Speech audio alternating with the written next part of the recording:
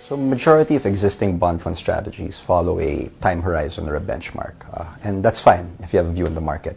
Time horizon strategy means that sometimes a strategy will classify itself as short-term or conservative and invest mostly in short-term securities such as those maturing in 3 years or less. And long-term strategies tend to invest in securities which will mature in more time than 3 years. So longer-term securities carrying a little bit more risk. So these things are good for specific purposes and when you have a view on the market. For example, a short-term fund investing in 3 years or shorter securities will perform better when the market's falling or bond prices are falling. The short tenor of these securities makes it less vulnerable to the changes in interest rates. So when interest rates go up and bond prices go down, the price losses that you take on these bonds are not as bad. And this is what happened in 2018. A fund with short-term exposure did not fare as badly in a time when interest rates were going higher. But conversely, when interest rates fall, a conservative fund invested in securities up to 3 years also doesn't enjoy much of the gains, which is what happened in 2019. When the market was rallying, the short-term funds were not able to capitalize on the gains as much as longer-term funds. Now, benchmark funds are usually longer-term funds. As I mentioned earlier, longer-term funds will typically hold a higher concentration of long-tenor bonds. These bonds are more sensitive to changes in interest rates, and because of that, they tend to fluctuate a bit more on the price. So these bonds actually lost more than your shorter-term bonds back in 2018 when rates were going up, as I mentioned. But they generated huge returns in 2019. When interest rates were going down, the rate of appreciation of these longer tenor bonds was much higher, and that's what caused their larger gains in 2019. Now, the Soldivo bond fund is not a tenor slice strategy. It employs a total return strategy for its holdings in government securities. Now, what is total return? Total return considers both the interest received in investing in these bonds, but also the gains and losses that the bonds experience as the level of interest rates change. So we keep the fund flexible by managing the fund based on where we think interest rates are going. That means that if yields are going up, we try to invest in more short-term bonds, just like we did in 2018. As inflation was moving higher and our expectations for yields were moving higher, we adjusted fund positioning so that it became more defensive, investing in shorter-term securities. Conversely, when we think yields are going down, like in 2019, we try to enter more of a position in longer-term bonds to try and take advantage of the potential greater price appreciation when interest rates go down and bond prices go up. So positioning can change constantly on a total return strategy. We're not going to be always in 1 to 3 year bonds, but we're not always going to be in long-term bonds as well. It's always a decision made based on the pros and the cons of the market at the time.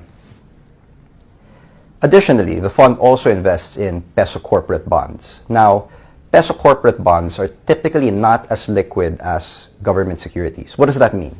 It means that in the corporate bond market, there aren't as many people buying and selling corporate bonds, so it can be difficult to trade them. But they serve a different purpose in the portfolio. Corporate bonds usually have a higher yield than government securities, and this allows them to increase the yield of a portfolio. Additionally, they give you the value of diversification because your investments are not just in government securities, but also split amongst specific companies which we think offer sufficient return for the risk you're taking investing in them. We typically maintain an 80%, 20% allocation between government securities and corporate securities for the Soldivo bond fund.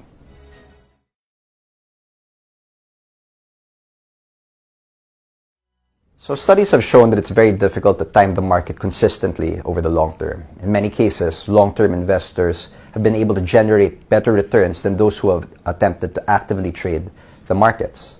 This is because long-term investors are less likely to react to short-term spikes in market volatility, which tends to cause investors to buy and sell at the worst possible moments. It's always about greed and fear, and typically, the time when you're most afraid and you should be buying is actually when you're forced to sell if you don't have the discipline. Now, peso cost averaging allows investors to view the investment from a longer-term standpoint. and constantly add to their nest egg without as opposed to worrying when to enter and exit and exposing themselves to that type of emotional stress. Additionally, for fixed income funds, the securities we hold generate interest payments in the form of bond coupons. These gains are then reinvested by the fund, allowing the fund to compound and grow further. You can avoid losing on your investment by cost averaging down when the fund is down. So this means that you're able to reduce your cost as you're buying when the fund shares are cheaper, and cost averaging up by taking profit and selling when the fund is moving higher. In this way, you're able to maintain a lower average cost overall.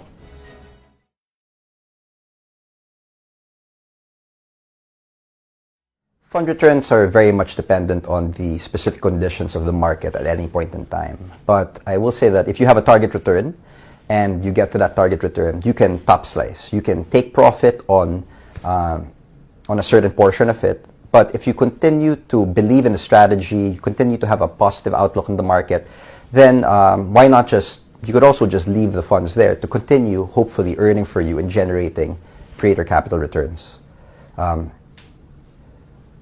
As you can enter and exit the fund anytime, it's better to just leave the funds as is when you don't need the cash and take advantage of the fund's longer-term growth if you still believe in the strategy. Investment decisions should always be viewed from a risk-reward perspective. If, as indicated, the fund that you're invested in is not been performing so well and you're starting to get discouraged with the performance of the fund or no longer agree with the strategy, then you can certainly switch to a different strategy. But if you feel you have a view, and more importantly, you always have to think, what next? By selling when a fund is down or below your cost, you realize losses that, if you have no view in the market, could potentially have been made back and more had you left it in the fund. So typically, you should only be redeeming it at a loss, either if A, you have an unforeseen need for cash that wasn't predicted and you actually need the liquidity right now. B, you feel that the losses will actually continue because you have a negative view of the market, and as such, you'd rather manage your risk by taking it out of the market. Or C, if you feel that an alternative investment strategy speaks to you more and actually feels that that strategy has a greater probability of making back your losses and more, then those are all valid reasons for getting out of an investment. Otherwise, I feel that it's probably best to sit back and allow short-term volatility to pass, because as I mentioned earlier, in the long run, longer-term investors have typically been able to generate superior returns.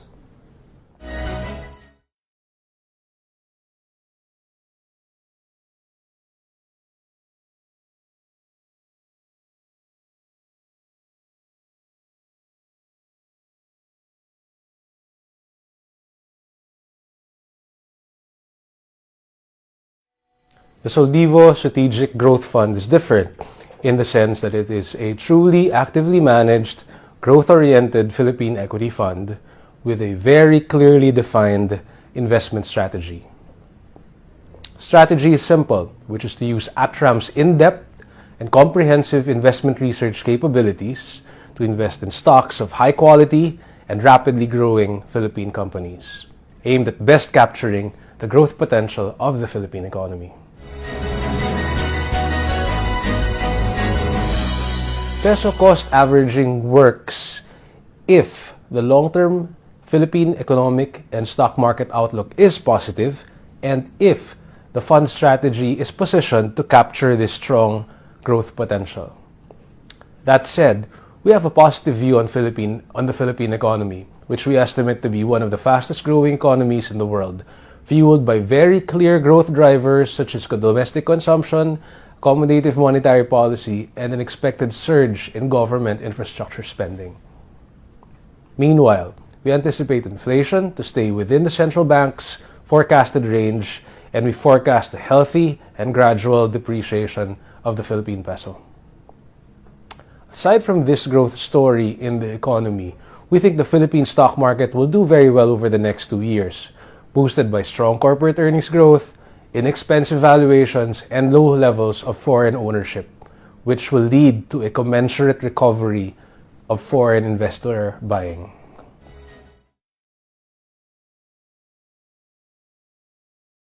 Investors should take a long-term view on stocks to maximize investment returns.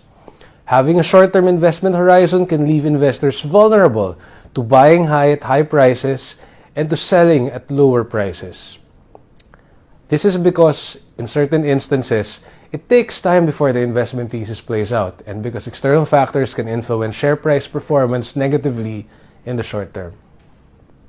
Over the long term, though, if the strategy is sound, investors should be able to maximize returns as all the noise gets priced out and all the positive fundamental factors like favorable economic growth and earnings growth prospects or valuation upside gets priced in.